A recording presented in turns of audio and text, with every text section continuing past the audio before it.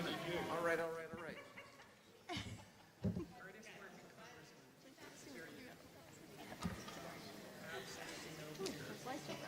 Oh, yes. Yeah. Okay. Hello?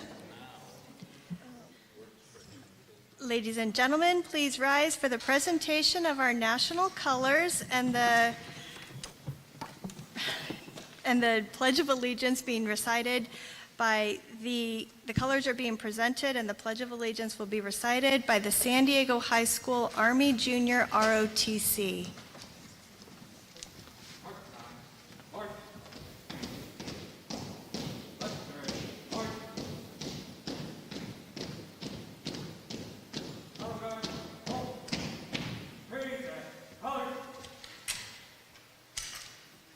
Ladies and gentlemen, please join me in the Pledge of Allegiance. Place your right hand over your heart. Ready, begin. I pledge allegiance to the flag of the United States of America and to the republic for which it stands, one nation, under God, indivisible, with liberty and justice for all.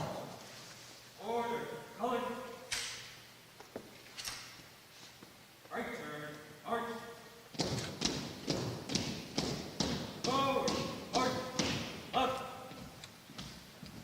Up. Up. Right. Right. Right.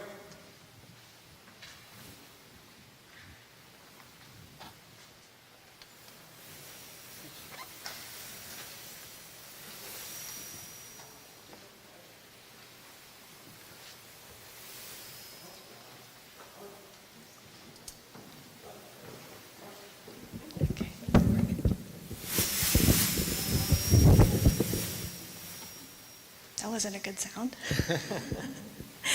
Thank you, everyone, for joining us this afternoon. I know there's a lot of other things you could be doing on a Saturday, and we appreciate you taking the time to come to a town hall and listen to your congressman. There's a few things I want to go over, just as far as how things will run. You can sit down. Sorry about that. Thanks, Leslie.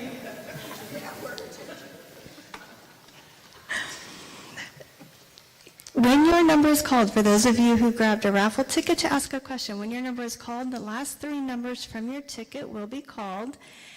Please stand up, and you're going to come over to these stairs and line up.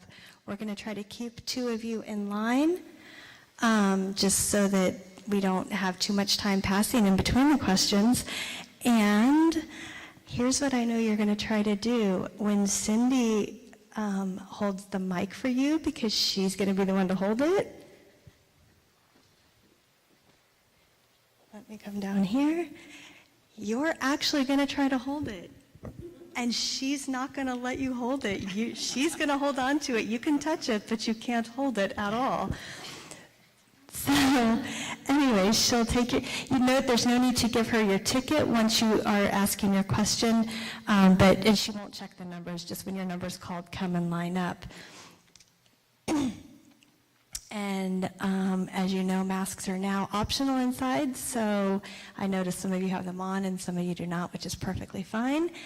I now think that is all I have to say, and I am going to now pass it on to Congressman Mike Levin. Thank you. Thank you very much. Let's give a round of applause to Misty and everybody for putting this together. It's great to see you. It's great to be full auditorium.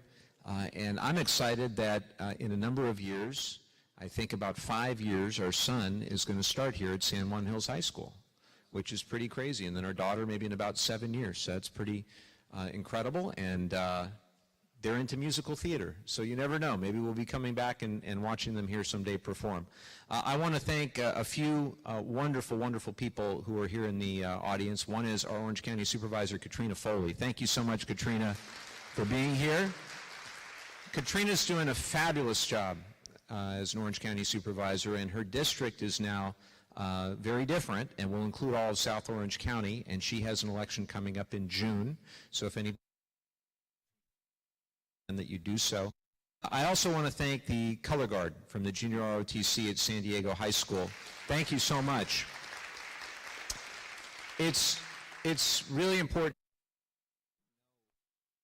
they are here because just this past Monday, I got to go to the Oval Office for a bill signing. The President signed legislation to name the San Diego VA Medical Center after Jennifer Moreno. Jennifer Moreno tragically lost her life at only 25 years of age in Afghanistan, and she was a graduate of San Diego High School and also was a participant in the same program as her color guard, the junior ROTC. We had an amazing, last couple of years, we had an amazing group of veterans, and Karen Brennan is here. Karen, can you just say hello? So Karen led this group of service members and veterans.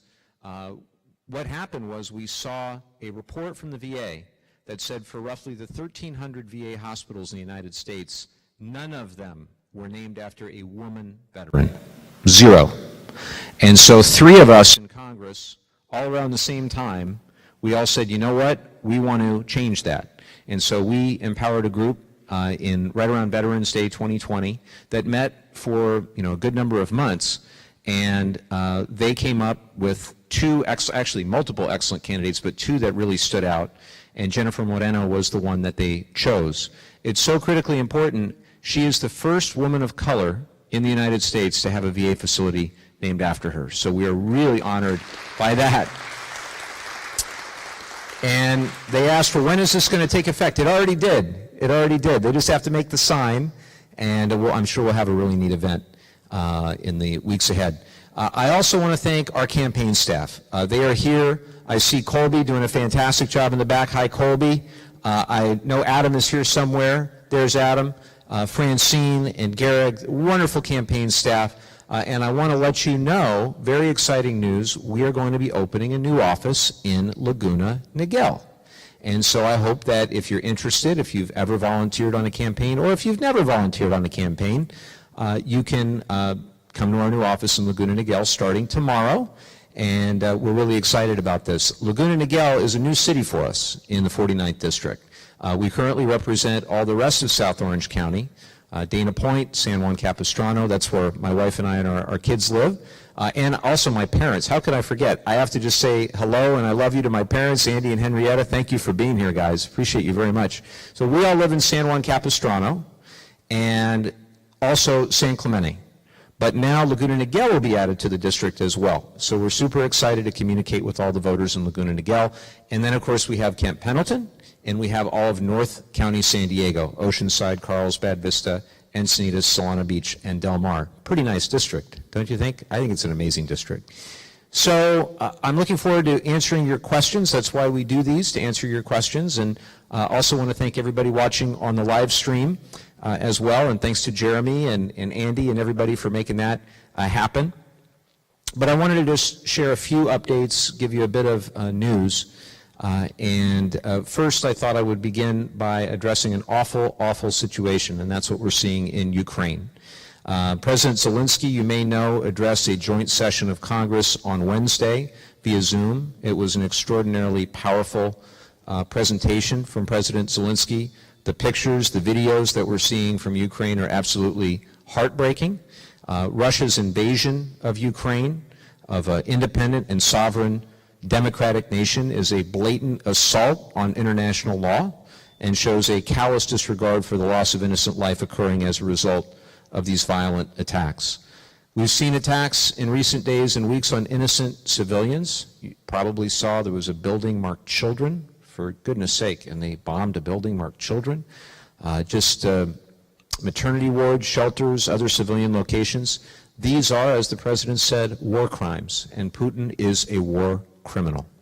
We are, in Congress, taking historically unprecedented steps to hold Russia accountable and to impose crushing consequences that will weaken it economically, will strengthening the Ukrainian people's ability to fight back. Congress passed $13.6 billion in humanitarian, military, and economic assistance for Ukraine. Just this past week, the president announced an additional $800 million in military assistance, including 800 Stinger anti-aircraft systems, 2,000 Javelin anti-tank systems, 1,000 light anti-armor weapons, 100 tactical unmanned aerial systems, more than 20 million rounds of small arms ammunition, and much more. Also this week, we passed legislation to revoke permanent normal trade relations from Russia, which will further isolate them from the world economy. That builds on a bipartisan package that we passed last week to ban the import of Russian oil. We banned the import of Russian oil and energy projects into the U.S. We also have done all we can to reauthorize and strengthen the Global Magnitsky Human Rights Act, because we absolutely must maintain human rights in Russia, in Ukraine, and around the world. What I would say is that the war in Ukraine is a war on global democracy. What happens in Ukraine impacts the Middle East, it impacts Asia, it impacts democracy the world over, and we have to make sure and make no mistake that democracy prevails in that fight. We've also seen Putin's war contribute to extraordinarily high gas prices. I think on the way here, I saw one of the gas stations. It was right around $6 a gallon. I know that's incredibly painful for all of us. And I think we should be using every tool at our disposal to bring those prices down. It's a complex issue. It's a much more complex issue than some of the pundits would have you believe.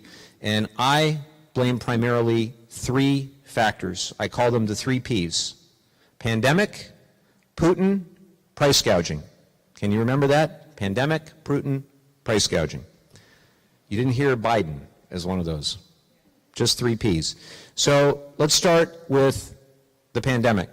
We know that what happened at the beginning of the pandemic with lockdowns is that demand dramatically decreased for oil. And we know that supply also declined and prices were very low. And then as things began to reopen, as we started wanting to travel quite a bit more, and we did that, we also saw that the supply did not keep up with the demand, and therefore the prices went up significantly. And that was before the second factor, that was Putin's invasion of Ukraine. Now, I think you know gasoline, oil, natural gas, it's all a global commodity. And while only about 3% of the crude in the United States comes from Russia, a substantial amount the world over is coming from Russia, oil and gas both. And because it's a global commodity and because that ban on imports of oil from Russia really did impact that global commodity price, we have seen that increase at the pump as well. As for price gouging, at the very same time that we're paying more at the pump, big oil is taking in record profits. Just a couple of statistics in that regard. Exxon reported $23 billion in profit in 2021, its highest since 2014. Chevron reported its most profitable year as well since 2014, $15.6 billion in net income in 2021.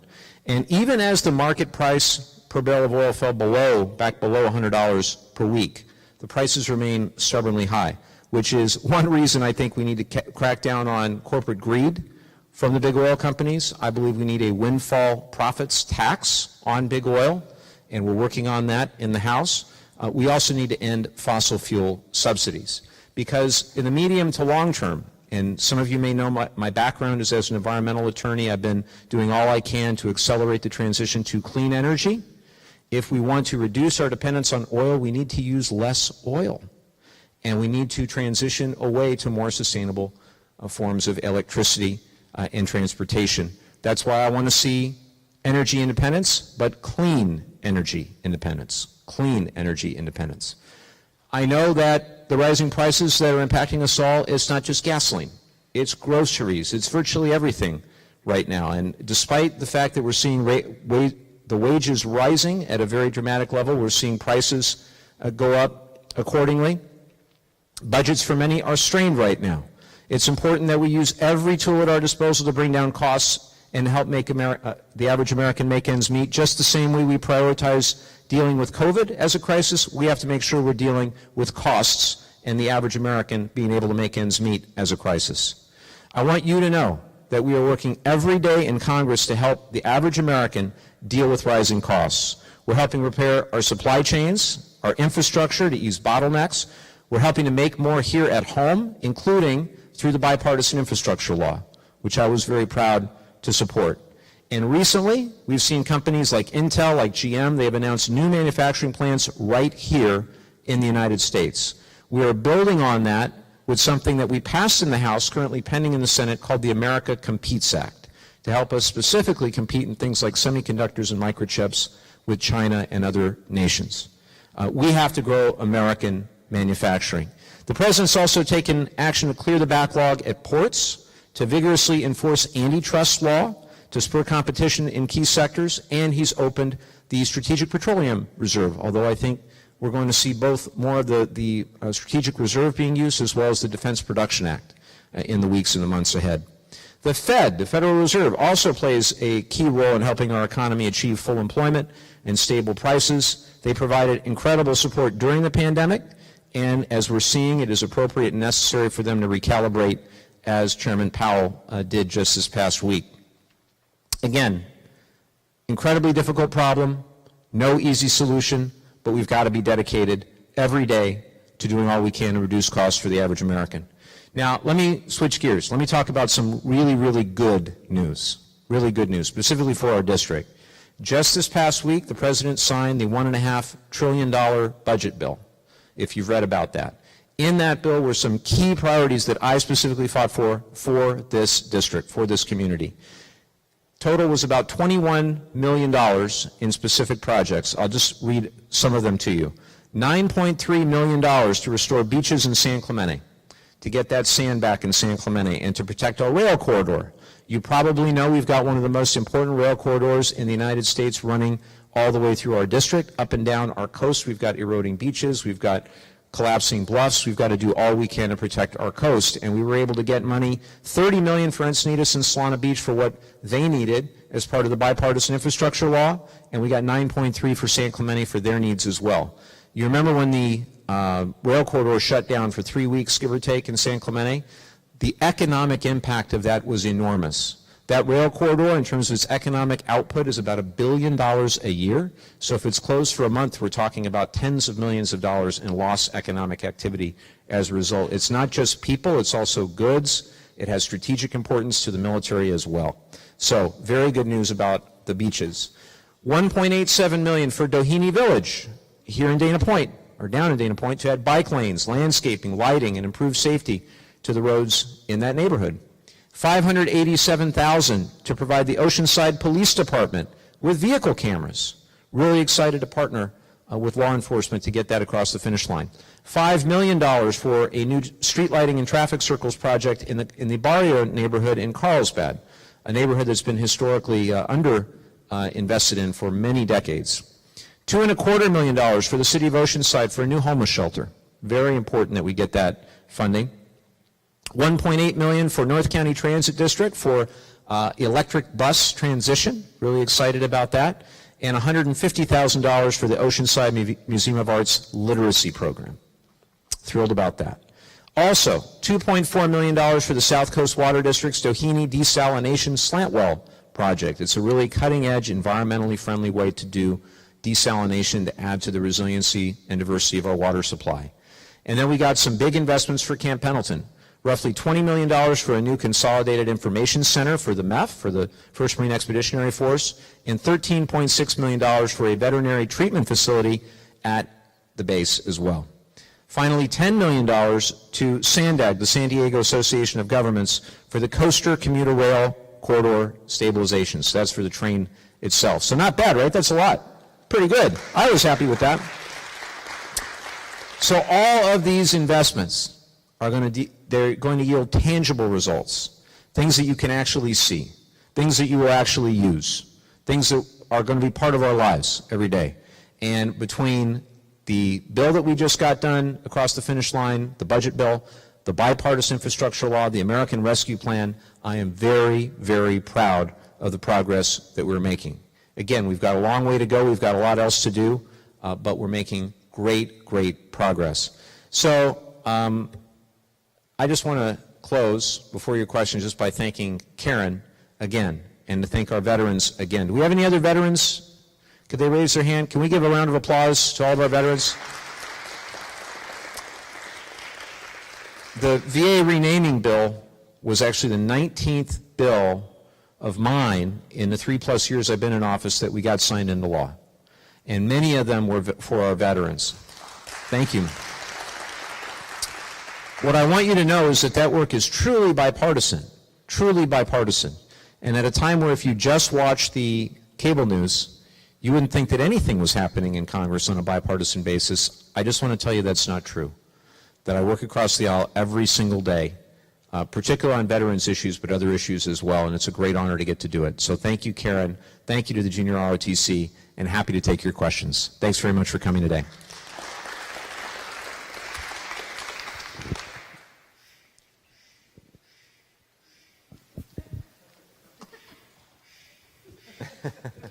Okay, I'm going to read out two numbers. The first one ends in 240, and the second one ends in 234.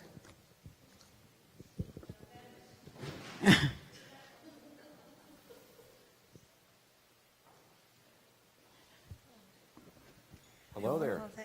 Hi. How are you? Hi, my name's Donna Crutcher. I just moved here from Oh, great. Santa Clara County, moved to San Clemente. It's Outstanding. just so wonderful hearing you speak, I must say. Thank you so I'm much. very impressed. Great decision to move here. Yeah, scary decision. But anyway, you were just talking about working across the aisles, and that was my question, a little bit about that, Yes. is what are your strategies in managing relationships with opposing view Congress members? Thank you so much. First of all, I'm really excited you're here. San Clemente is absolutely beautiful. You're going to love it. And you're going to have new sand on the beach coming very soon, which I'm very, very excited about. What I would say is there's the old expression, we can disagree without being disagreeable. And that's really, I think, what it takes. Consistently, over time, you try to build relationships and trust, confident, the folks across the aisle. You can't work with everybody across the aisle, but with trust and confidence, you can build those relationships over time. So when you look at the 19 bills that we've done that have been signed into law, I think probably 15 or 16 different Republicans have co-led them with me. And so I think that's a testament to all of them as well. Again, there's so much that we can do, so much that we agree on, that we focus on the 70%, 60, 70% of things that we can agree on and actually get stuff across the finish line.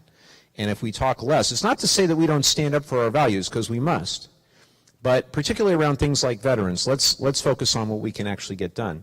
Now, I have been disappointed that we haven't gotten certain other things done, like the toxic exposure situation. So recently we passed a bill in the House to actually help add presumptions for veterans, post 9/11 veterans who were exposed in Afghanistan, Iraq to burn pit, toxic exposure from burn pits. And only about 35 or 36 Republicans joined us in that bill. And their rationale for voting no was that they didn't want to pay for the cost of VA health care. I even heard one excuse was that the line at the VA might become too long, right? It's no excuse. It's no excuse. And one of the veteran service organizations, a Republican, by the way, at one of the veteran service organizations, he said, because I asked him, what about this argument? And he said, we already decided, when we decided to go to war, that's when we decided to incur that expense, right then.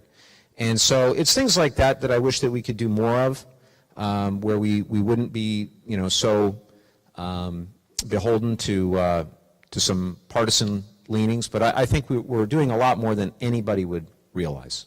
And unfortunately, if you just watch the cable news, you miss it. So I always encourage people to read the newspaper. It's amazing. They have these newspapers. You can actually, read them, and watch your local PBS and things like that, or NPR. Get a variety of news sources and watch your cable news if you like. Thank you. We're up 225, and then. Hi, my name is Dan Yoder. Thank you for representing us. It's great to meet you. I was really excited about the America Competes Act that you mentioned, and I'm curious, in light of the recent geopolitical strife that you opened up with, is there anything that we're doing to potentially expedite some of those actions, just given some of the risk on our supply chains that could be imminent with some of the activities happening abroad? Right. So, Dan, I couldn't agree with you more. I think that what we're seeing in Ukraine has just emphasized the need for the America Competes Act, and my hope is that the Senate will consider it very quickly. We have to find 10 good senators over there, 10 good Republican senators, to be able to avoid the 60-vote threshold that unfortunately has gotten so many of our bills over there stuck. But I'm hopeful we can do it. I think if we work together and particularly focus on things like microchips and semiconductors, we know that the inflation that we're seeing is about 1/3 directly related to semiconductors and microchips. So even from that perspective, geopolitics aside, it would be really important to do. But when you see the supply chain constraints that we face and the geopolitics of that, it just reinforces how important that legislation is. So I'm absolutely committed to getting it across. And my hope is that the House and Senate will come together sooner rather than later in an actual conference committee and try to get that legislation done in a bipartisan way. Thanks for the question, Dan. Okay, the next number is 239. And then, Hi, Congressman Ross Amer from San Clemente. Good to be here. Thank you for what you're doing. We recently lost a very valuable tool in California, in particular, fighting wildfires. It was a project called Global Supertanker. I'm sure you're familiar with it. Basically, this particular 747 could do work of maybe 10 to 20 other aircraft fighting fires. Because of the COVID, the owners that were investment bankers, they realized that aircraft was a lot more valuable to them, and they took it out of the fire fighting and sold it. I contacted your office, spoke with Oliver, one of your aides. He loved the project. Unfortunately, he said that because of possible edicts that you guys follow, you can't pitch that to anybody. I don't want you to pitch that. I want you to list to replace that. I think it will really help California, in particular, the entire West. Let me circle up with Oliver and you have your contact information or anything like that? We can, okay, terrific. I want to make sure that I get it as well. I understand. Okay. This is not a for-profit business. This is California. I'll certainly follow up and figure out what's going on. I couldn't agree more that we have to do everything. He loved it, but he said because of the ethics committee, you couldn't do that. Well, that's, hopefully he's, looking after my back on that. The reality of the situation is we have to do everything possible to try to gear up for the year-round wildfire season. And we know that's the new normal. We know that climate change has exacerbated that significantly. And so I was proud that in the bipartisan infrastructure law, there's actually a few $1 billion in new money for wildfire mitigation.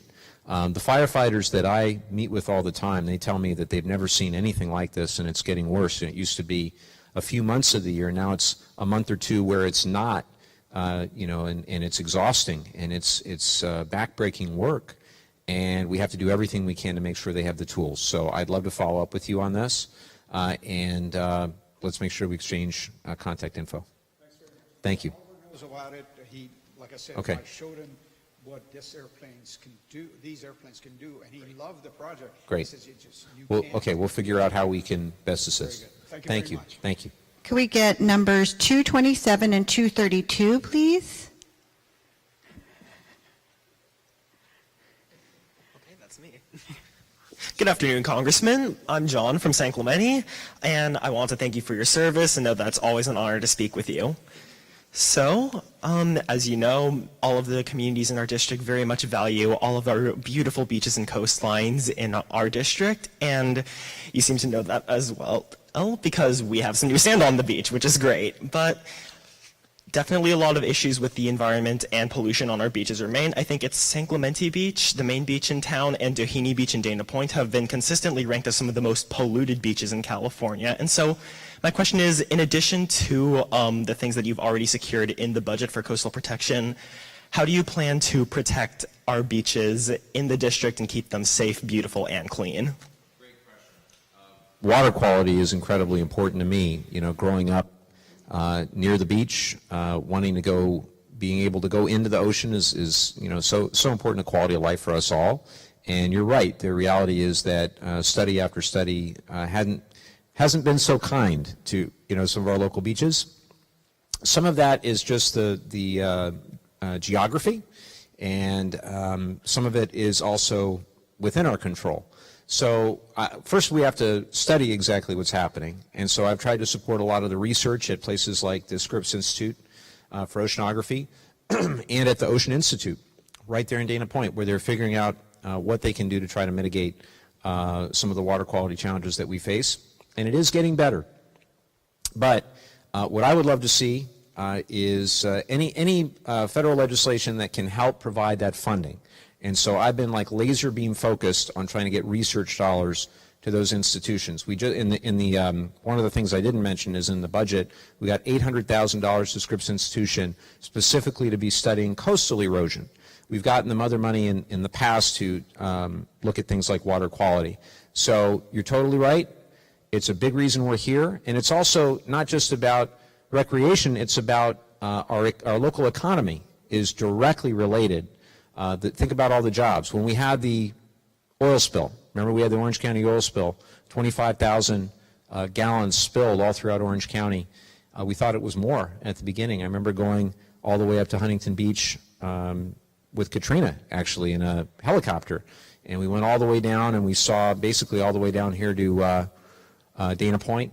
We saw the oil slick, and it was worst up in Huntington Beach, but it did make its way down here, and they had to shut Dana Point Harbor for a good period of time. They had to shut the fishing for a good period of time. And the economic impact of that was very significant. The estimate, we're talking about billions of dollars a year in annual economic activity directly related to coastal tourism. Just here, Orange County, San Diego County, 140,000 jobs directly linked. So when we talk about, and I've been very strong on the fact I don't think we should be drilling off our Southern California coast. I think there are plenty of other ways that we could get that resource without putting our coastal tourism at risk. And it's just a drop in the bucket when you consider that what we get from all of the production in Southern California off the coast is about 1/3 of 1 day of our domestic supply. So thank you very much for your concern. Thank you for the question. We all got to do our part as well. Thank you. Thank you. Okay, we're at number 237. And we'll queue up 224.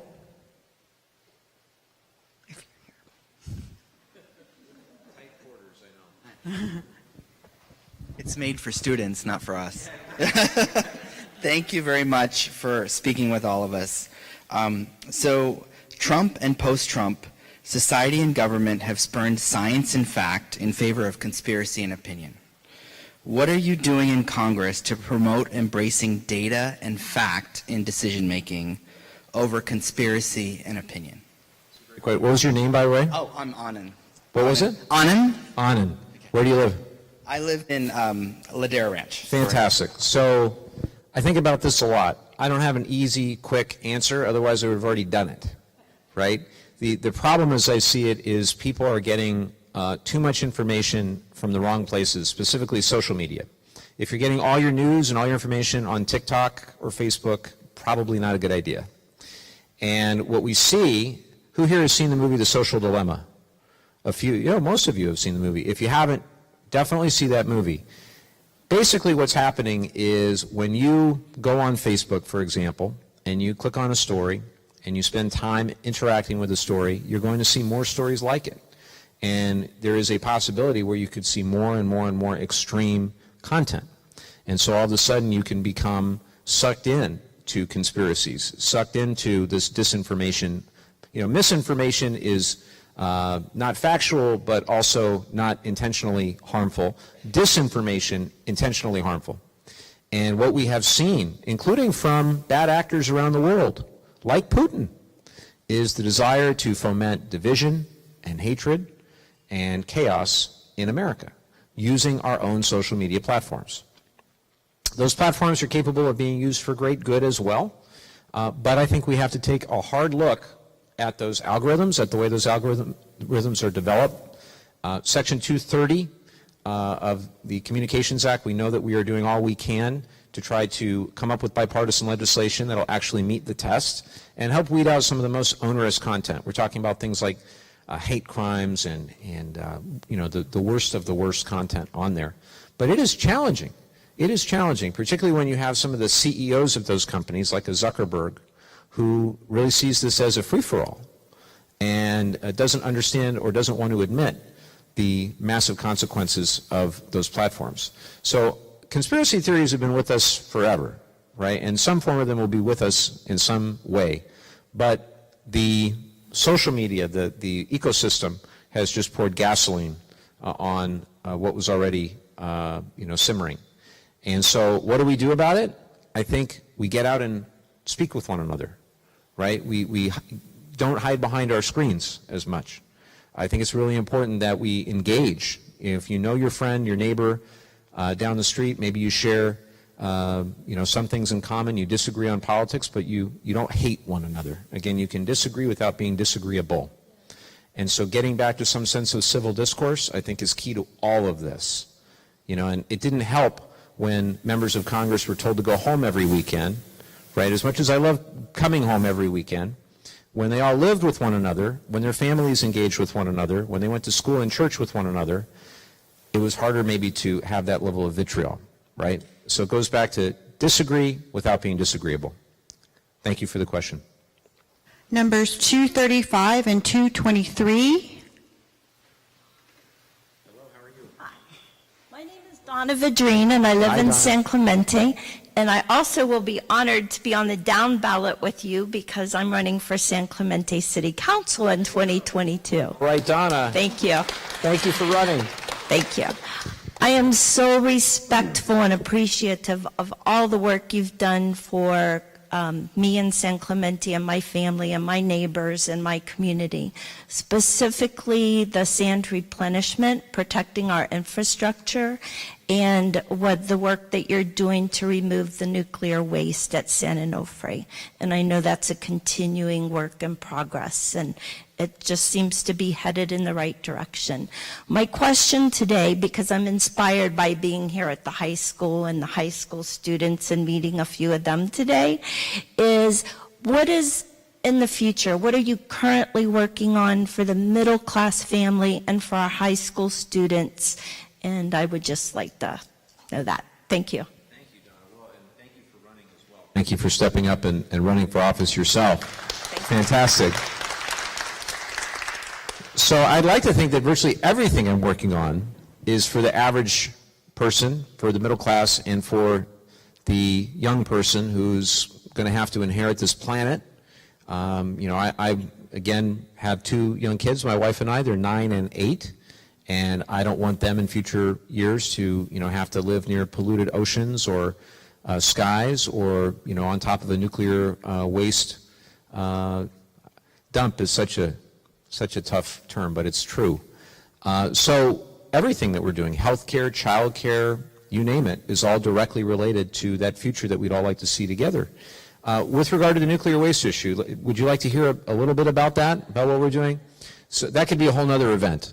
But it's been one of my top priorities since day one, since even before, as an environmental attorney trying to figure out what we're going to do about the nation's spent nuclear fuel. I say nations because the stuff down at San Onofre is the symptom. It's not the actual problem. The problem is we have nowhere to send it. The federal government invested billions and billions of dollars in Yucca Mountain in Nevada.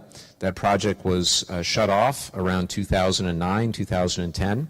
And we have nowhere else to send it. And for many years, the federal government has abdicated its responsibility to find somewhere to send that waste. So what I did at the beginning is I created a task force chaired by a retired Navy admiral and the former head of the Nuclear Regulatory Commission. We empowered a lot of local community leaders to come up with a really great plan. And the plan includes certain things at the local level, certain things at the state level, and certain things at the federal level. The federal recommendations, there were 8 main recommendations. Each of those 8 are being acted on by our office. And one of them was to get money to the Department of Energy to begin a new process to try to find a site, to try to do it in a consent-based way. The reason why Yucca Mountain in Nevada didn't eventually get built is because the Nevadans didn't want it. It was done without their consent. And so we have to make sure we don't make that same mistake again.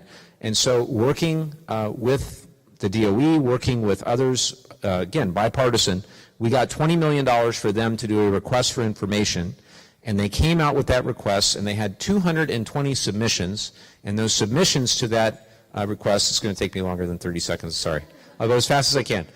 At the end of the month, we're going to find out what those 220 submissions were.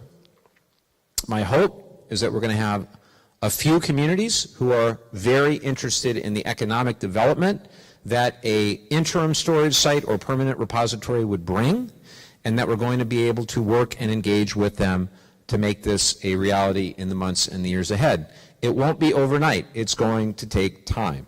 In Canada, they're doing something similar right now, and it has taken them around 18 years to get from where they were to where they are today, which is 2 sites that are now both being very seriously considered to be their repository site in Canada. So my great hope, though, is that we're on the right path. The other thing is we reintroduced legislation called the Spent Fuel Prioritization Act. What that says is there's all these sites across the U.S. that have nuclear waste, about 80 or so.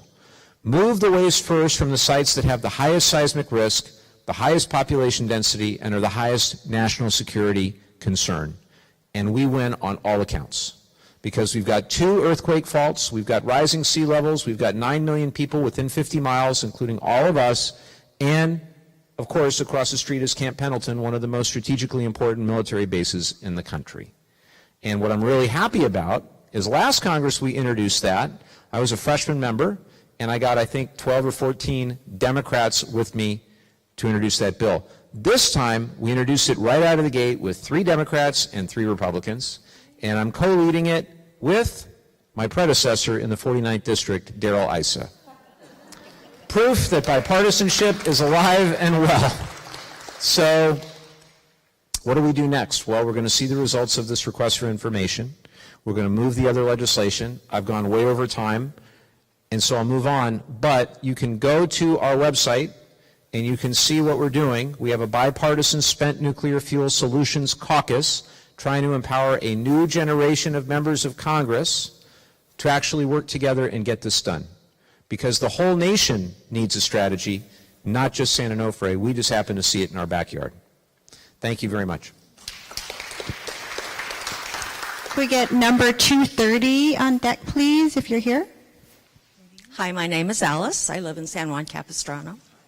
I have a couple questions from my son-in-law, who lives in San Diego. He wants to know what kind of efforts you're making in order to convince Senator Manchin or like-minded people on supporting Build Back Better, and what you've done specifically to do that. And then my second question has to do with California Public Utilities Commission messing with the net metering program for those of us who think clean energy and solar is important. Well, I'll take the second question first because it's easy. I've done everything humanly possible to try to push back on that net metering rule because I think it's the wrong approach. I think we have to do everything to encourage people to get solar on their roof, not make it harder for people to do that. Number 2, with regard to Senator Manchin, I understand the predicament because he represents a state that went for the other party by 35 points, give or take. And so I know that he is always trying to distance himself necessarily from what he sees as, just being aligned with the Democratic Party. However, I would like to appeal to his common sense. That's what we've tried to do. And we've tried to make the case time and again and again and again, including with him personally and with his staff and with anybody else we know from West Virginia to go talk to him, that, hey, these things in this bill, this will help West Virginians. Big time, probably the most of any state in certain ways. And you would think that he would get that. But unfortunately, he has said that he won't support, obviously, the current framework. But what he did say recently, which I was encouraged by, is he said, here's what we'll do. We'll repeal some of the more onerous parts of the Trump tax bill from 2017, where we know 83% of the benefit went to the top 1% of taxpayers, blew a $2 trillion hole in the deficit. And he said, we'll also do prescription drug reform. And that would yield more revenue. If we were to allow Medicare to negotiate prescription drug pricing, which I think is a really good idea, that would bring in hundreds of billions of dollars. You combine the two, and all of a sudden you've got some revenue. Then he says he wants to take that revenue and spend it on two things. One is deficit reduction, and the other is on a suite of climate and other social initiatives. And so my comment is, great, let's go, let's do it. And what I have said time and again is that we know what he's against, we have to know what he's for. And I hope that those direct negotiations occur between him and the President of the United States. Now, there is a bit of a Venn diagram. Venn diagram, you know, the two circles with the piece in the middle. The other circle is cinema and what she will go for, because she has said in the past that she doesn't want to repeal certain parts of the 2017 Trump tax bill. And so we have to make sure the two of them will agree. But my position is pretty simple. Whatever can get 50 votes in the Senate, we ought to go for it. We ought to go for it. If it helps the average person and if it is consistent with our values, which I think it would be. Particularly, we need the climate provisions of Build Back Better to make it across the finish line. Whether it be the incentives for solar or wind or electric vehicles or the Civilian Climate Corps, all those important priorities in Build Back Better, we need to make sure they get across the finish line. And I'd also love to see a lot of the early childhood provisions, and obviously I want to see the continuation of the child tax credit. That dropped poverty in our district, childhood poverty, by 40%, the child tax credit. And when you know that families were really counting on that money, it's heartbreaking to know that it was only there for a short period of time. We need to do all we can to reduce childhood poverty. Thank you for the question. Hi, Congressman. Thank you for having us here today. My name is Jackie Price, and I live here in San Juan Capistrano along with you. I wanted to bring up the topic of the H-2B workers program and underscore for you the absolute urgency of the Department of Homeland Security and the Department of Labor allowing, there were almost 45,000 additional visas that have been released, and they just need processed so that they can go into place now. There's a real urgency with some businesses. I know there's a business in our family, a landscaping business. This is the height of their season, and they've had workers. You have to apply every year. It's on a lottery basis, so you don't know from year to year whether you're even going to get the workers, which is difficult to build and maintain a successful business that way. But they didn't get picked in the lottery this year. So, but there are visas. There are 45,000 that could be released right this minute, which would give them the opportunity for that. I strongly agree with you. Jackie, right? Yes. I strongly agree with you, Jackie. So we absolutely need to take that step, and we need to do all we can to reform the visa process. I'd like to see a lot more reform on top of that. But what I'd love to do is maybe you and I could follow up, or we could have our office look into some of the specific concerns that you mentioned. But I think at the end of the day, we can have an immigration policy that emphasizes security, but also humanity, and also acknowledges the important contributions that immigrants make to the American economy, particularly at this time. So I'm cautiously optimistic that a number of Republicans would also agree, and that we could actually get 10 of them in the Senate. The problem is that too many folks seem to want the issue of immigration rather than actually solving the challenges that we're facing. And I wish that weren't the case. But we'll keep at it, and we'll definitely circle back and make sure, if you connect with Adam or Colby, that we can get your contact info and connect you with our office. Please. Especially for the people in the audience. These are not jobs that, we're not taking jobs away from American workers. First of all, the unemployment rate is so low right now. My nephews can't find people to even apply for the jobs, let alone take the jobs. So it's not an issue of robbing Americans of the jobs. And it is a program that has been very successful, and there is authorization right now for additional visas. But it's not like something that can happen 6 months from now or a year from now. Yes, that would be great, but a lot of businesses have a concern right now, here in March of 2022. Totally agree, and let's make sure that we follow up right after. Okay, Thank thanks you. a lot. Thank you. Absolutely. I just want to call out 233 and 236. Hi, Congressman. My name is Leslie Zeminski. I live in San Clemente. Hi, Leslie. Good to see you. Thank you too. so much for all your hard work. Thank Dems truly deliver, and you are one of the top deliverers, if you will. Thank you. Yeah. Thank you. Okay, I always kind of squeeze in too. It's my understanding that a lot of the COVID funding got stripped from this last bill. Does that concern you? And then the second one is about the post office funding dealio. You pass that and then it goes to the Senate, yes? That's law. Yeah, that got done. Okay, so that's good, Yes, yes? the Senate actually did something. It happened. It's amazing. It's amazing. Holy smokes. Yes. Who knew it could be possible? So thank you. So what happened with thank you, Leslie, for your kind words. What happened with the COVID relief money is, let's just be clear about it, Republicans didn't want to spend any more on COVID. The request from the administration was originally $22.5 billion. That came down to $15 billion. We certainly supported it. House Democrats supported it. And the problem is that we needed to figure out how to pay for it. And the administration came up with $8 billion of the $15 billion in repurposed money from things like the Paycheck Protection Program, but then there was a delta of $7 billion. And again, this is a $1.5 trillion spending bill, right? So we're talking about, $7 billion is still a lot of money. Not trying to say otherwise. So what wound up happening is we couldn't come to a final agreement in time, so we wound up moving forward on the $1.5 trillion big budget bill without that issue resolved.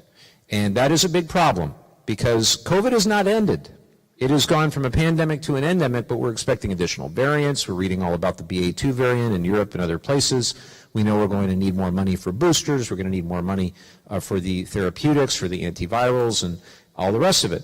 And so we have to make sure that we give the NIH, the CDC, HHS the money that they need in order to administer these programs. They want to do the test and treat program where you'd go and you'd get a test, and if you test positive, you get your antivirals right there, your Paxlovid or whatever the antiviral is. So we want to make sure that happens because we've come so far. We have to get it across the finish line. So my expectation, Leslie, is we will go back to Washington, not this coming week, but the following week. We will have a deal, and we will pass the deal, and we will get it done in the House and in the Senate. I'm not 100% sure. My crystal ball is not always perfect with the Senate, but I think we have to get it done. And we had representatives from NIH, HHS, et cetera, come before Congress last week and implore us to get this done. And with all the good things that were in that budget bill, that piece was left behind. Thanks for the question. Hi, I'm Adele. I'm from I'm doing well. Yeah, you're welcome. I'm not good at thinking on my feet, and you just addressed some of the issues in your previous answer to my written question. First of all, I'd like to thank you for your service. It's a pleasure to support be a volunteer for you. And here's a good one. My husband, who was Republican for his whole life, decided you're a good guy, and he re-registered as a Democrat. Oh, wow, that's amazing. What is his name? Sorry? His name? His name, Jay. He was a Navy captain. Jay, if you're watching, first of all, you married very well. No. And thank you. He's umpiring baseball. He's a Little League umpire. That's a tough job. Yeah. But he's deaf, so it doesn't matter. Yeah. Yeah. So I will say, however, that I am really dismayed that the leadership from the top down acts as if the pandemic is over. And I'm a retired physician, and I think it's very, very short-sighted. And I think that the CDC fully disgraced itself in this whole thing. And if you read Michael Lewis's The Premonition, it is stunning how our public health services failed us. It's really stunning. I'd also like to thank you for your 3 Ps and encourage the Democrats to get tougher on messaging, because the messaging is killing us. And if we don't get tougher, cookie crumbles and fascism rules. So I'm never going to spare myself with you. I'm always going to ask tough questions, and I usually ask about fascism. Yeah. So I would like to know what specifically you in Congress are doing to address the fascism that is so clearly out of control. and affecting, the anti-women, the anti-LGBTQ, everything that's geared towards marginalizing anyone except for white men, cis white men. The biggest challenge, I think, right now is the Supreme Court. The Supreme Court is 6-3. Of course, we're very excited about Ketanji Brown Jackson. She's a wonderful nominee. But so long as you have this majority and, you have the 6 of them who are willing to make decisions that, in my opinion, are contrary to American values when it comes to equal rights and human rights, it's very difficult. Congress will do everything it is able to do, particularly with our House and Senate majorities, to stand up and pass things like the Equality Act and make sure that we're standing up for reproductive rights and doing all we can on the Equal Rights Amendment. And you name it, we're trying to do it in the House of Representatives and also in the United States Senate. I think they are as well. But the challenge obviously becomes when it gets to the Supreme Court, what happens for those things that are going to be litigated down the road. Now, I'm also very concerned about voting rights, and we haven't really talked about that much, and it might be worth just a minute or two on that. We passed in the House of Representatives H.R. 1, the For the People Act. We passed it twice, once in the last Congress, once in this Congress, as our #1 priority, to try to do all we could to protect the right to vote, to try to fight disenfranchisement, to try to make it easier, not more difficult. If you're legally eligible to vote, we want to make it easier to do so, not more difficult to do so. We have to fight voter suppression and then voter subversion. We also passed something called the Protecting Our Democracy Act, which is legislation that tries to look at some of the things that have gone wrong and could go wrong, like an administration ignoring congressional subpoenas or misusing official resources for campaign purposes or violating the Hatch Act, or just having acting officials in government without actually appointing the real officials or nominating actual people to run these agencies. So all those things were in the Protecting Our Democracy Act. We too passed that in the House, and that stuck in the Senate.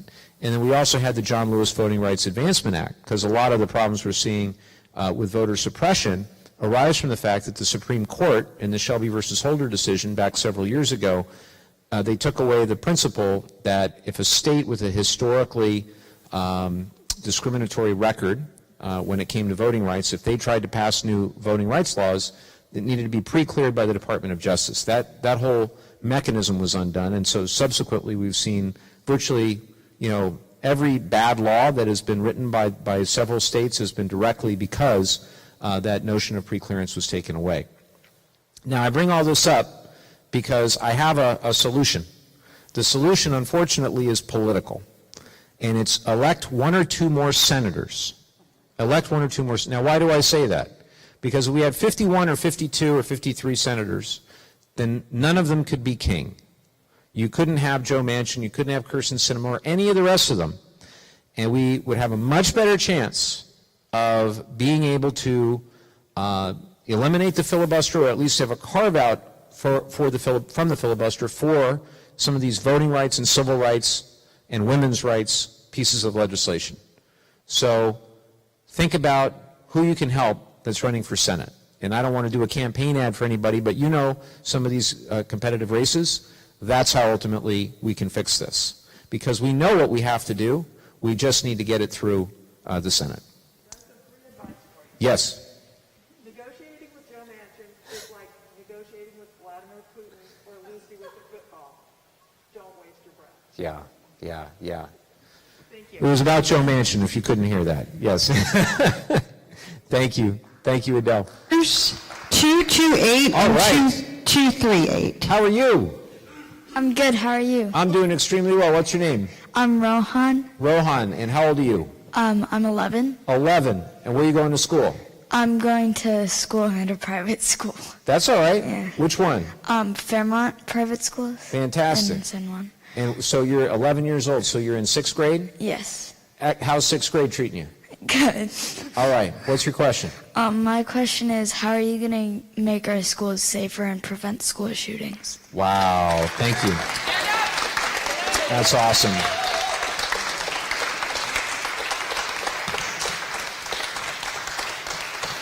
Rohan, it is so heartbreaking to hear the question and to know that you're thinking about it. I know that my kids are thinking about it. When I was your age, we were doing earthquake drills. You know, you'd have to hide under your desk worried about an earthquake. I don't know if y'all still do those, but now I know they do active shooter drills and things like that, and it's just reprehensible to me that you have to worry about that at all. What we have tried to do in the House, where I serve, a number of things. We've tried to make background checks the law of the land, so it shouldn't be easier to go to the drugstore and get, or shouldn't be harder to go to the drugstore and get Sudafed than it is to go to a gun store and get a firearm, right? We've tried to do things like, on a bipartisan basis, safe storage. We know that we can prevent a huge number of accidents. Won't necessarily apply to the school situation as much, but we know a lot of the accidents that occur, we could dramatically cut those down if we do safe storage, and we actually have bipartisan support on that. I am one of around 200 Democrats in the House that believes we need to ban the assault weapons altogether. We should not have weapons of war in our communities, in our schools. You know, it's not to say that we're going to take anybody's Second Amendment right away. The other side is completely beholden to the gun lobby on this, and the biggest problem that we've got is the campaign finance system. Now, why do I say that? This issue, the gun violence prevention issue, is one where we've got 85 or 90% of the American people that want to see safer schools, safer streets. They want to see background checks. They want the basic provisions that we're talking about as the law. 85 or 90%. So why can't we get it done? Why can't we get it done? The influence of the corporate gun lobby in Washington is immense. It is immense. And I wish I could tell you that it's only people on the other side of the aisle. There are even some on our side of the aisle too. What I'm excited about, though, is that when I was elected, I stood up proudly, strongly, as a candidate for gun violence prevention. I was honored to be endorsed by the Giffords campaign and the Brady campaign and Moms Demand Action and March for Our Lives and all the organizations that ultimately are being driven by young people, maybe a little older than you, but you know, a lot of folks, for example, we're at San Juan Hills High School. There are some tremendous gun violence prevention advocates at San Juan Hills High School, at San Juan Hills and at all our schools in Capital Unified and across our district. So know that I will do everything I can, Rohan. Maybe you will need to run for office someday soon, just not against me. You have to be 25 to run for Congress, but that's like around the corner, right? What do you want to be when you grow up? I want to be a physician or a doctor. Physician. Good answer. Good job. This your dad? Good job, Dad. Excellent. Rohan, you're amazing. Let's give him a round of applause. Good job. Okay, we have 229 and 231. Mike, my name is Nancy Olympia. How are you, Nancy? I don't know how you're going to follow Rohan. I know. Hard act to follow. Well, mine's maybe not as serious of a question, considering all the other very serious things we're talking about, but it's very current. We just changed our clocks last week. Yeah. And shock of all shocks, the Senate unanimously voted for something to stay in daylight savings. And I know that our state was one of the, I believe, 17 states that have already voted for it. Yeah. My understanding is now it just has to go to the House of Representatives for a vote, and if they pass it, then it goes to the president's desk. Correct. What is the conversation with the congressmen and women about this, and pros and cons? The reality is, Nancy, is such a great question. There hasn't been a lot of conversation because we never thought that the Senate would actually send us the bill. So I'm for this. By the way, I think this is a good idea. But what wound up happening is there were a couple of the senators that were totally adamantly against this for whatever reason, like Tom Cotton, you know who Tom Cotton is, and they voted on it, and he didn't know they were voting on it. And so he was, because all it takes in the Senate is one to get in the way to object, and then you can't move a bill. If one, right? So you need 60 to actually pass the thing, but if any one senator says, I demand that we consider this bill and we slow this process down, they can do that. So Cotton evidently was really mad because this happened without him there, and then it just, you know, and this was one where hopefully we'll get it to the House next week. We'll get this done. I think it'd be a great thing. It's positive right now in the House, you think? Yeah. I mean, I haven't, this is not what we've been deliberating with so much going on and Ukraine and COVID and all the rest of it. However, yeah, I think this is going to, I think the president said he's going to sign it if it gets to him. Well, I know there's some hesitation in the farming communities like Jimmy Panetta and Monterey and, the Central Coast, the Central Valleys, something to do with they would like it to stay, have the darkness more because of the farmers, but... I'll talk to my colleagues about this. I Okay. think it's going to happen. I think it's going to happen. Yeah. I know, but I think it's the right thing. Do y'all agree? Yeah? Good? Good. I think I have one more, 226, and then this gentleman. Hi, Mike. Dennis Randall from Carlsbad. You know my wife, Karen? Yes, thank you. I think you know Karen. Yes.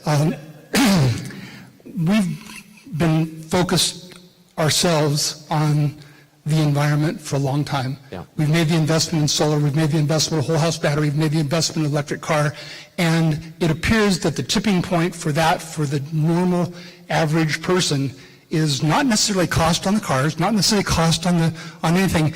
It's the morass of different regulations that go into putting solar panels up. I've got a friend that lives in Florida, for example, that he just flat can't do it. They have the sun for it, but they can't do it because the internal regulations, requires 23 guys, 23 roofers, and electricians to be there at the same time, and it's crazy. There's no national framework to make that happen. Same thing with electric cars. There's no national framework that lets us charge. If I want to drive to San Francisco, I can't, One of the challenges, you're right about all of what you just said. One of the challenges is big utilities in some of those other states don't want wide rooftop solar to cut into their own business, and so they fought against it. Also, NV Energy in Nevada is another one. There's been some great both writing and documentaries and things like that on this issue. When it comes to the EV charging, though, I'm really encouraged because we got $7.5 billion as part of the bipartisan infrastructure law. That's the law of the land to help get to 500,000 EV chargers. And I know that in real time, we're making it a lot easier and more convenient for people to go get an electric car. If you have a Tesla, then you're going to be able to use the supercharger network. That's incredibly convenient. If you have a different type of electric car, they're all trying to create partnerships, and they're all coming out, and they're all really doubling down on electric vehicles as the future of GM and Ford and all the different car manufacturers. And that's really exciting. I think the key is we in Washington, we need to do all we can to help people not only who are going to go get a $100,000 or $80,000, $60,000 electric car, but if you want to go out and get a used electric vehicle, we want to have an incentive for that too. We actually got it in Build Back Better. You get a $2,500 tax credit for getting a used EV. And so that's the kind of thing that we really need to do. We also need to do all we can to try to domestically source the minerals that go into batteries. I worry a lot. We have to get battery chemistry that's not dependent on cobalt in particular. There's a lot of problematic geopolitics around cobalt. Lithium now, we're looking at the Salton Sea here in Southern California as being potentially the place where we could get 40% of the world's lithium.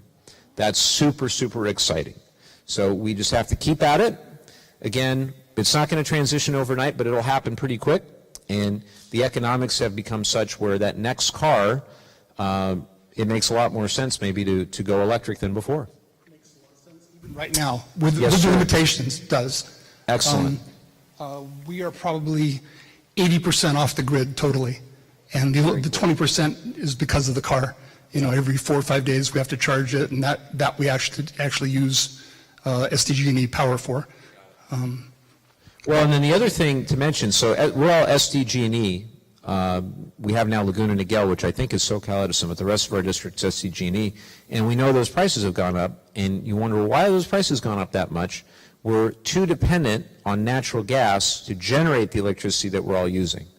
So at the same time that we all want to have on a residential and commercial scale more renewable electricity, we also want to make sure that our utilities, our investor-owned utilities, they're making the transition as well, because the price volatility that we're seeing is largely due to natural gas prices going up.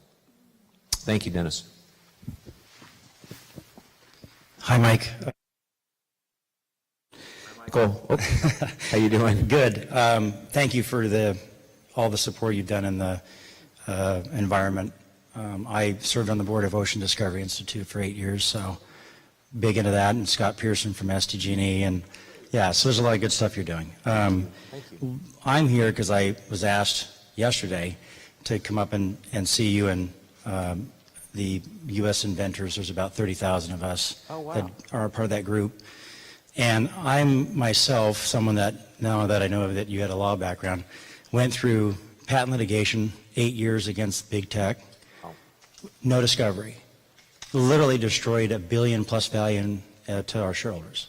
Wow. So my question for you is, because of American Competes Act that you are supporting, which I think is great, is how do you feel about the Restoring America's Leadership and Innovation Act of 2021? Just being honest, you can disagree, but I just want to know where you're at.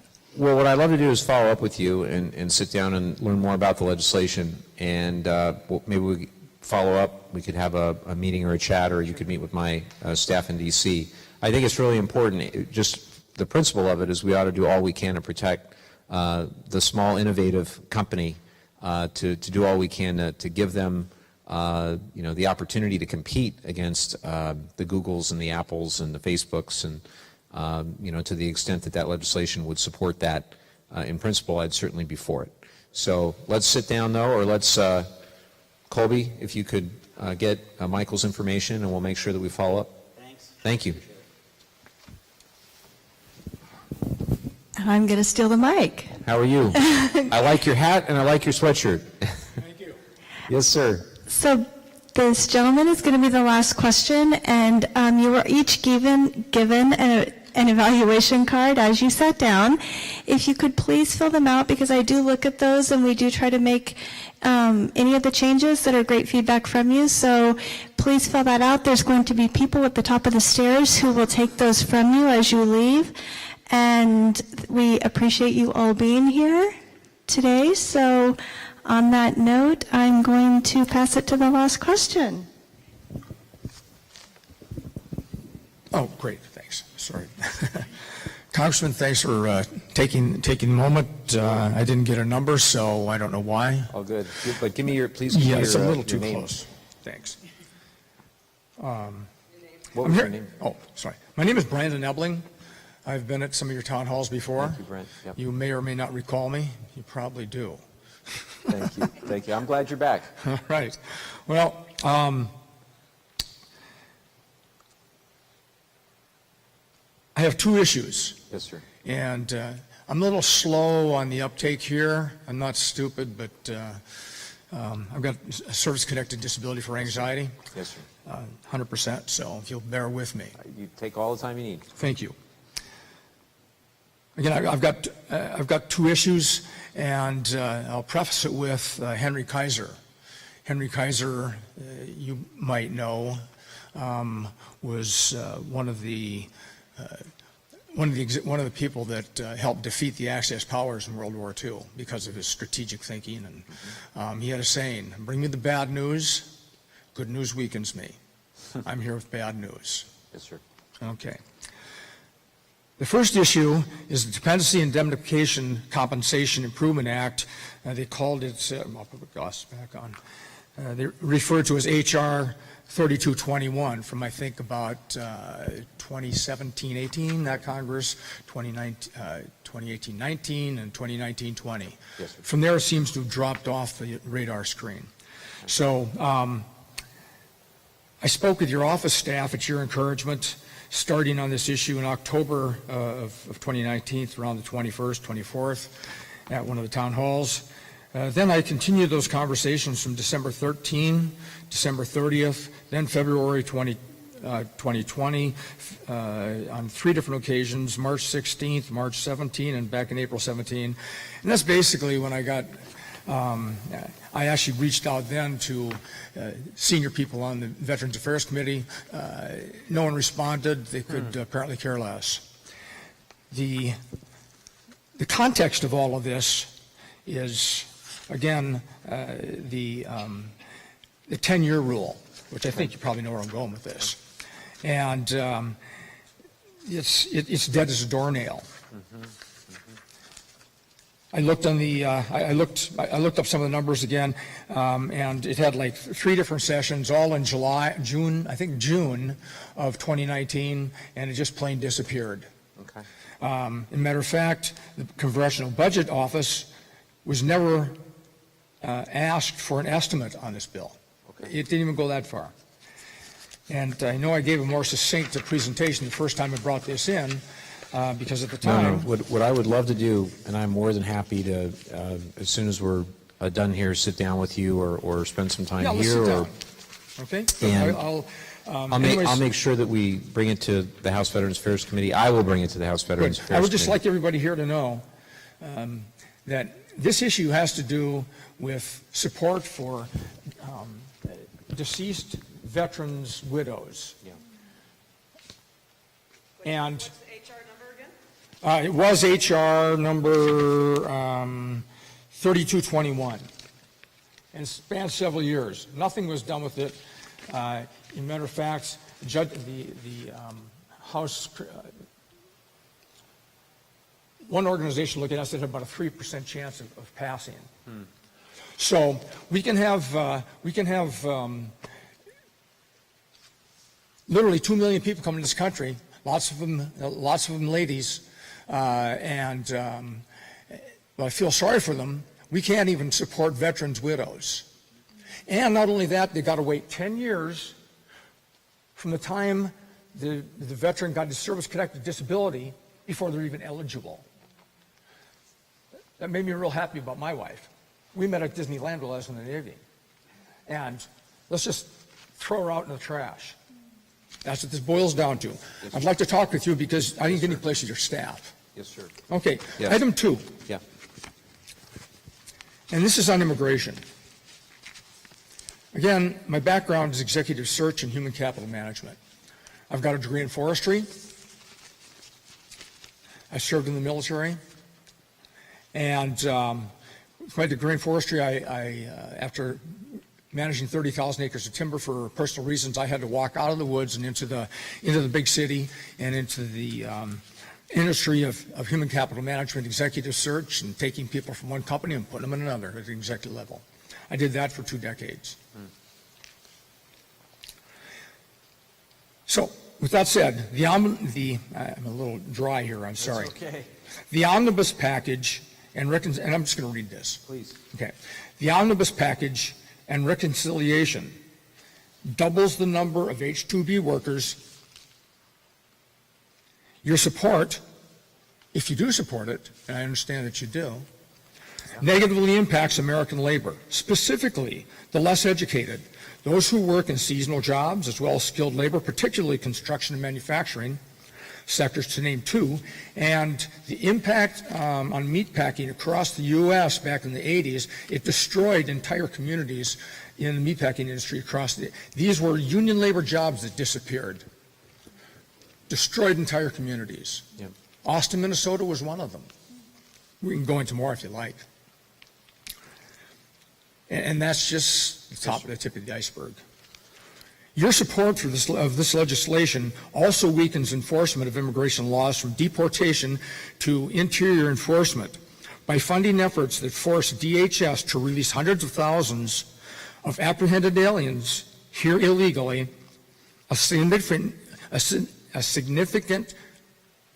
large number of them criminals with prior convictions, including major felonies from human trafficking, drug smuggling, robbery, assault, battery, to murder. You've seen them in the news. This is demonstrably true. You're subverting the normal government funding process, your support for that, using a must-pass bill without debate to change immigration law changes all that. As you full well know, it also fails to qualify under the Byrd rule, but who cares? My question really here is, how do you justify the sham and fraud of deceit against the people to radically increase already historically high immigration numbers? I think we're sitting at about 40 million, really, if you really look at the real numbers. 2 million in the last year. 2 million. And another 100,000 coming up in just about a week, right? And I'll finish up with. Well, I'll finish. go ahead. And I'd like to talk with you, but I'll finish up with this. So it's time to stop sanctioning mass illegal border crossing, drug and weapon smuggling, human trafficking of women and children into bondage and sex trade, restart the migrant protection protocols instead of stopping them, renew sensible asylum cooperative agreements with Central American countries and Mexico, increase the waiting period for work permits for asylum seekers to limit fraud, remove, and I'm going to move on from south of the border to remove 350,000 students, i.e. Chinese spies, from American institutions, including universities, as well as those employed directly by DOD or indirectly working for the DOD contractors and manufacturing operations. In sum, with a population of 333 million, and in some, I'm going to stop you. Well, the world's largest economy. The congressman is here to answer your questions and not really have pontification.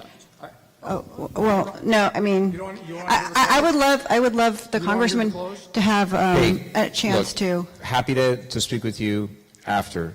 Heard what you had to say. Happy to try to help with that particular piece of legislation.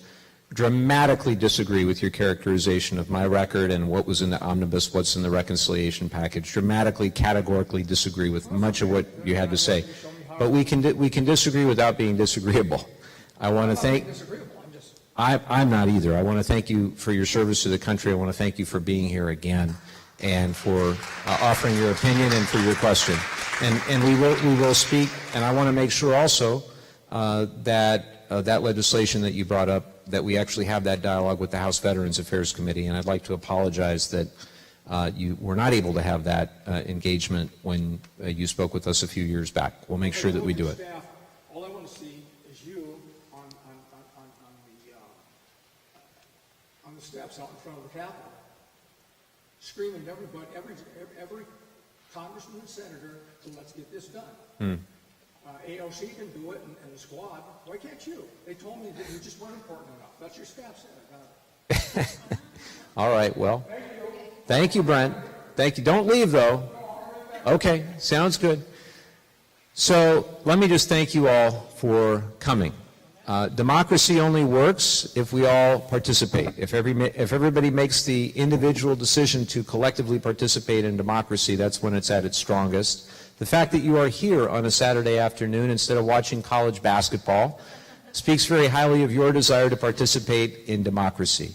What I said when I started running for office and now serving in office for the last 3.5 years is that we would hold one public town hall a month, every month, for as long as they have the opportunity to serve. We had many of them pre-COVID. COVID threw us off a little bit. We had to do a lot of them virtually. I think we did 70 or 80 of them, something like that, via Zoom. I'm really, really happy not to be doing this via Zoom. As much as Zoom is a good tool, and I think we probably have some folks watching at home, I'm really happy you're here. If you're encouraged and interested to help with our campaign in the coming weeks and months, we would love your help. As I mentioned, we are opening a new campaign office tomorrow in Laguna Niguel. We're super excited about that. We have our office in Carlsbad already, the office that we've had for some time, but that new office in Laguna Niguel is super exciting. And we're going to need your help. If you're interested in volunteering, we have folks in the back, Garrig, Colby, Adam. They can help. They can speak with you. And we would love your help. Until then, I hope I see you at more of these in the months ahead. Stay safe, stay healthy, and have a great rest of your weekend. Thanks, everybody. Thank you.